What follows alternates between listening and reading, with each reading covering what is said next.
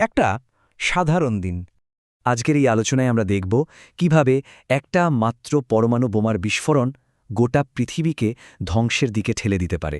মানে একটার পর একটা ঘটনা কিভাবে ঘটতে থাকে সেই ডমিনো এফেক্টটাই আমরা বোঝার চেষ্টা করব। চলুন তাহলে শুরু করা যাক। তো গল্পের শুরুটা কিন্তু একদম শান্ত, খুব স্বাভাবিক একটা দিন দিয়ে, আর 10টা দিনের থেকে আলাদা কিছু নয়। ভাবুন, একটা শহর, সবাই যে যার কাজে ব্যস্ত, রাস্তায় গাড়ি চলছে, অফিসে লোক কাজ করছে, শহরটা একদম তার নিজের নিয়মেই চলছে।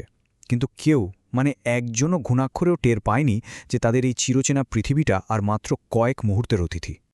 আর ঠিক তখনই শান্ত সাধারণ ওই দিনটা এক মুহূর্তে একটা দুঃস্বপ্নে পরিণত হল। সব কিছু শেষ হয়ে গেল চোখের পলকে।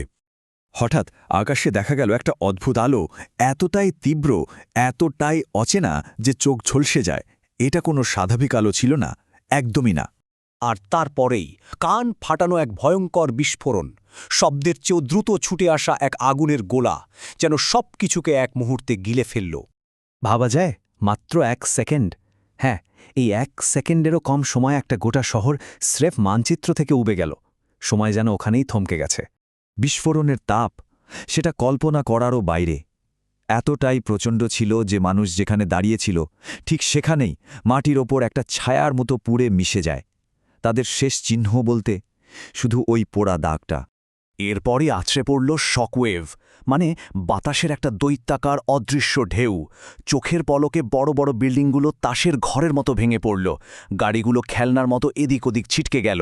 আর যারা হয়তো ওই তাপেও বেঁচে গিয়েছিল, তারা আটকা পড়ল ওই ধ্বংসস্তূপের নিচে চিরদিনের জন্য। কিন্তু ধ্বংস এখানেই শেষ না, বরং আসল ভয়টা তো শুরু হলো এরপর। এমন এক ঘাতকের আগমন ঘটল যাকে চোখেই দেখা যায় না। এই অদৃশ্য ঘাতকের নাম হল রেডিয়েশন বা তেজস্ক্রিয়তা।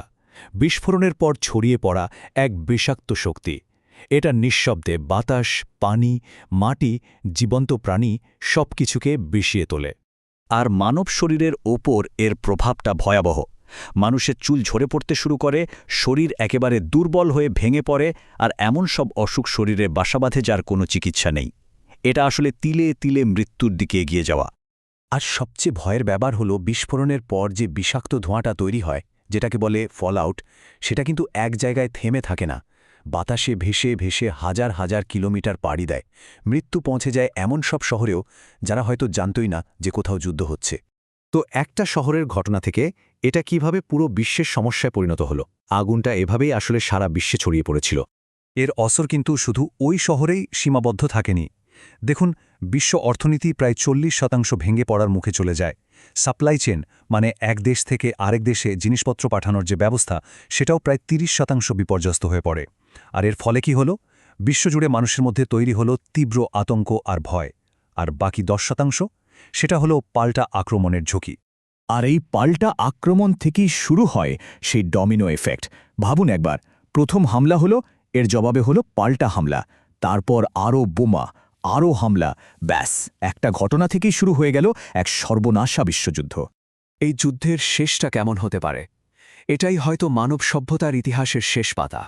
এই যুদ্ধ পৃথিবীকে দুটো ভাগে ভাগ করে দিল। বিস্ফোরণের আগের পৃথিবীটা কেমন ছিল? ঝলমলে রোদ, সবুজ মাঠ, পরিষ্কার পানি। আর পরের পৃথিবী, ধোঁয়া আর ছাইয়ে ঢাকা আকাশ, মরা গাছপালা, বিষাক্ত নদী। এই ভয়াবহ পরিস্থিতিকে বিজ্ঞানীরা বলেন নিউক্লিয়ার উইন্টার। এই নিউক্লিয়ার উইন্টারের কারণে সূর্যের আলো মাটিতে পৌঁছায় না, ফলে কোনো ফসল হয় না, পানি হয়ে যায় বিষাক্ত। তখন মানুষ আর একে অপরের সঙ্গে যুদ্ধ করে না। তাদের আসল যুদ্ধটা শুরু হয় ক্ষুধার বিরুদ্ধে। আর সেই যুদ্ধে মানবজাতি ধীরে ধীরে হারতে শুরু করে। আর যখন পেটে খিদে থাকে, তখন আর কোনো নিয়মকানুন কাজ করে না। আইন, সমাজ, সভ্যতা সব ভেঙে পড়ে। শুধু বেঁচে থাকার জন্য মানুষ একে অপরের বিরুদ্ধে হিংস্র হয়ে ওঠে। তার মানে কি দাঁড়ালো? একটা মাত্র বোমা। হ্যাঁ, শুধু একটা বোমা একটা দেশ নয়, গোটা পৃথিবীকে চিরদিনের জন্য বদলে দেওয়ার ক্ষমতা রাখে। তাহলে প্রশ্নটা থেকেই যায়, আমরা কি ইতিহাস থেকে কিছু শিখব, নাকি সেই একই ভুলের পথে আবার হাঁটব?